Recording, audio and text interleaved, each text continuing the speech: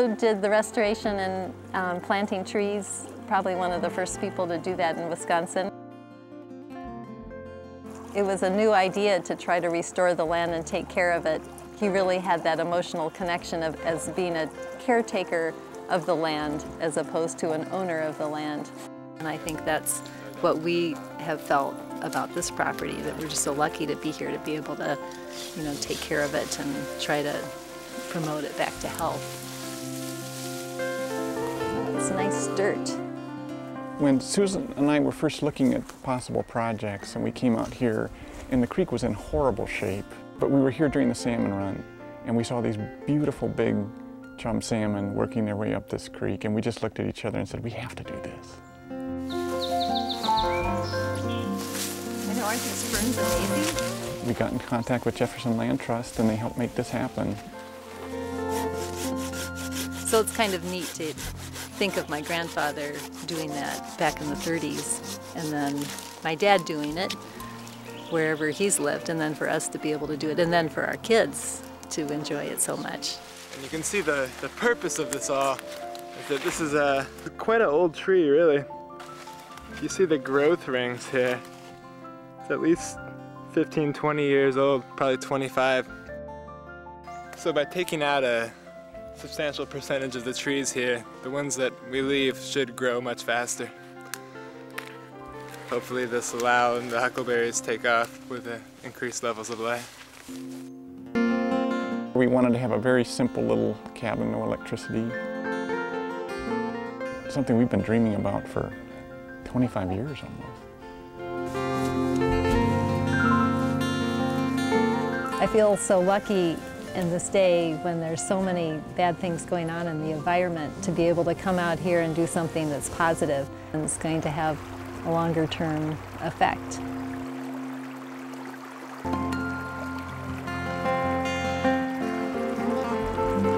It's a relationship with the land and everything on it.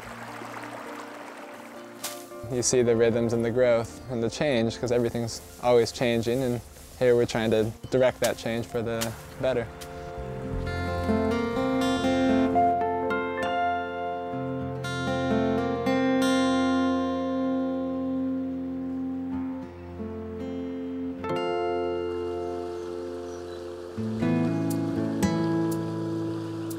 It's like a mirror, looking through an enchanted mirror.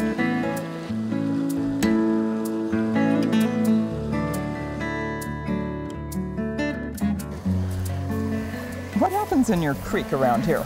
So salmon lays eggs in the creek. Those eggs hatch, and they get old. They swim out into the ocean. Then the salmon that swam out into the ocean came back, died, and laid other eggs. Do they come back to this very creek? Yep.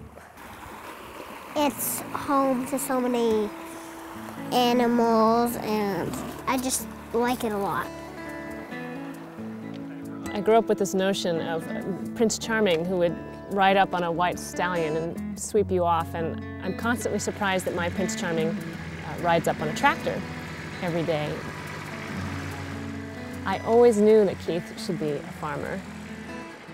As a father and a farmer, it's really important to me to know that my children are growing up on a farm that practices sustainable agriculture, that is part of a local food economy, that has renewable energy systems and a mosaic of many different habitats and places where life is able to grow.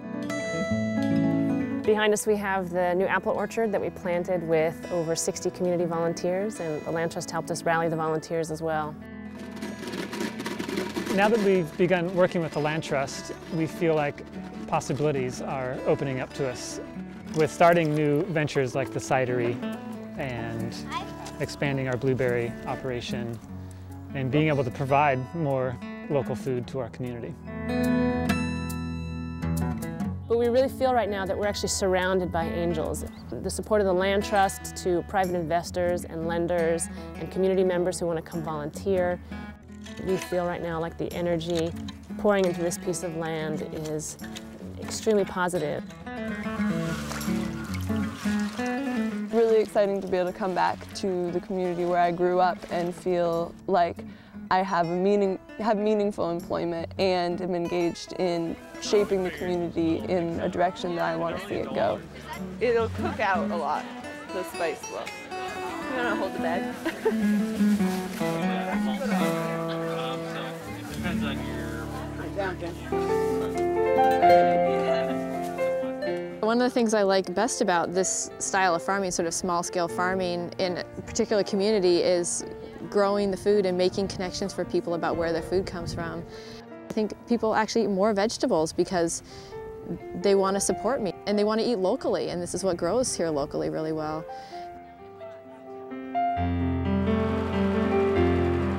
I went to Evergreen and did the organic farm program, learned more about what it would take to be a farmer and run a farm. I felt pretty confident that I wanted to be a farmer, and that's just what I wanted to do. I named this farm Red Dog Farm after my dog, Rupert Dandelion. He always loves farming and loves running around and chasing things. This farmland has been in production for the past 100 years and been a dairy farm for at least the last 30 years while the Browns own the property. It's just a really prime agricultural spot. The quality of the soil, the availability of water, good sunlight, good airflow. Mark Bowman from Shorebank came up with this idea that, well, what about if the land trust was involved, and if the land trust actually bought the land, and then I would sort of have 5 years or so to buy the land from the land trust. And so this would give me a way to sort of get my feet on the ground, get the business going, and they're just all so excited about it. I'm so grateful to them. It's sort of unbelievable and definitely a huge gift. She has taken on a big chunk of property, putting it back into produce that was, you know, a function that happened on this farm 100 years ago. So there's actually a whole other piece of this property that is actually going back to where it was a long time ago, which is very cool. And the Browns farm is certainly like the keystone dairy farm. It's a very prominent location. The history of it being a dairy farm for such a long time. There were 2 creameries at that intersection. It'd be great to kind of turn that back around and put it back into production again, and you know, the possibilities are just tremendous. I think my husband would have been really pleased to keep this as a dairy farm, or a farm anyway. In order to continue to grow and produce more cheese and potentially other products, we need to have not just another facility, but also a bigger supply of milk. You know, we want to be able to use all of the milk that's produced locally. When we feel like we need a little bit more beyond that to kind of supplement that, that's where our interest in starting a dairy farm comes from. And this is usually the most fun room to visit on the tour. We've got close to 5,000 wheels of trailhead in here, in various stages of aging.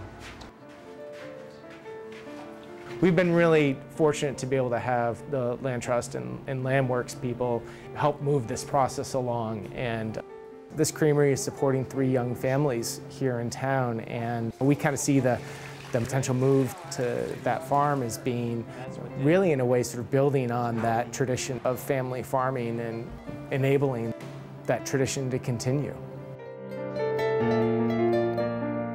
The smell is no longer there, and the sounds of the cows' chains clanking, and all of those sounds are no longer, and it's quiet and it's sad. This has changed dramatically, and it'll be so exciting to see some new life, bring it back to life, you know, what it was before. Well, they've got a lovely bunch of people working for that land trust.